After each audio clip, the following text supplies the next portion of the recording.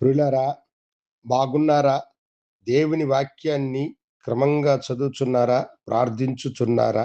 నేటి ధ్యాన వాక్యము 121వ కీర్తన 5వ వచనం.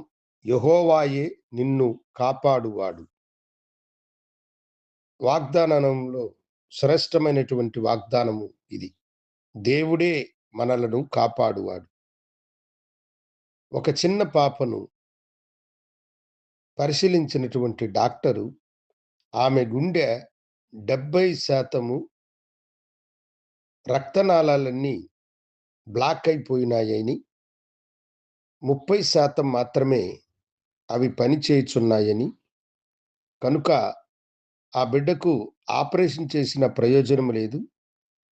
బ్రతికినన్నాళ్ళు ఆమె ఉంటేనే చాలు కదా అని ఆమె తల్లితో చెప్పాడంట. అయితే ఆమె తల్లి, డాక్టర్ 10% అవకాశమున్నా నా బిడ్డను దేవుడు బ్రతికిస్తాడు. దయచేసి మీరు ఆపరేషన్ చేసి ఆమెను కాపాడండి అని అన్నదంట. అయితే ఆయన, అది చాలా రిస్క్‌తో కూడిన పనమ్మా. అది అసాధ్యము అని అన్నాడు. అయితే ఆమె, దేవుడు నా బిడ్డ గుండెలో చేరి ఆయనే నా బిడ్డను బాగు చేస్తాడు. మీ ప్రయత్నాన్ని మీరు చెయ్యండి అని చెప్పారు.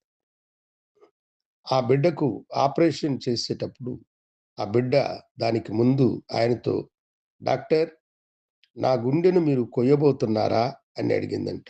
అవునమ్మా, గుండెను కోస్తేనే కదా ఆపరేషన్ జరిగేది అని అన్నది. అప్పుడామె, నా గుండెలో దేవుడున్నాడు. దయతో ఆయన్ని మీరు చూస్తే నాకు మీరు చెప్పండి అని ఆ బిడ్డ చెప్పిందంట. ఆయన ఆ మాటకు చాలా వేదన చెందినవాడై, సరేనమ్మా అని ఆపరేషన్ మొదలుపెట్టగా, ఆ ఆపరేషన్ ఫెయిల్యూర్ అయి ఆయనకు చాలా బాధ కలిగిందంట. అయ్యో! ఆ బిడ్డ, ఆమె తల్లి నమ్మకమును బట్టి ఈ బిడ్డ బ్రతికుంటే బాగుండే. ఇలా అయిపోయినదే ఏమి అని వేదనతో ఆయన తన గ్లౌసెస్‌ను విప్పబోతూ ఉంటే, ప్రక్కనున్నటువంటి ఆయన అసిస్టెంట్ డాక్టర్, డాక్టర్, గుండె పని చేయడం మొదలుపెట్టింది అని కేకలు పెట్టిందంట.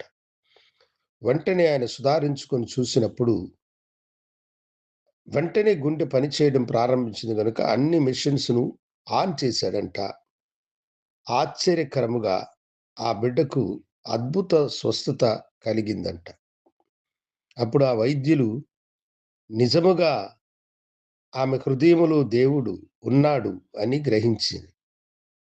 ఆ బిడ్డ స్వస్థత పొంది కళ్ళు తెరిచి డాక్టర్ వైపు చూసి, డాక్టర్, దేవుణ్ణి చూశారంటే, చూశానమ్మా అని తన ముఖమును ఆమె తల్లి వైపు తిప్పాడంట. అవును దేవుని బిడ్డలారా, మీరు ఎలాంటి ఘోరమైన వ్యాధికి లోనై ఉన్నా, వైద్యులు మిమ్మలను చేయవిడిచినా, మీ హృదయములో దేవుణ్ణి ప్రతిష్ఠించుకొనండి.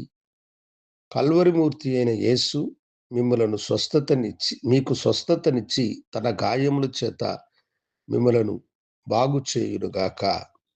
అలాంటి దీనస్థితిలో ఉన్నవారు నాతో కూడా ప్రార్థనలో ఏకీభవించు. గనుడా, పరిశుద్ధుడా, నీ బిడ్డలను నీ కృపాకరములకు అప్పగిస్తున్నాను. వారితో కూడా నీ సమూహము నుంచి వారిని స్వస్థతనిచ్చి ఆశీర్వదించమని యేసు నామమున అడిగి వేడుకొనుచున్నాను తండ్రి. ఆమేన్. శుభోదయం. ప్రభువు మిమ్మలను దీవించును గాక. ఆమేన్.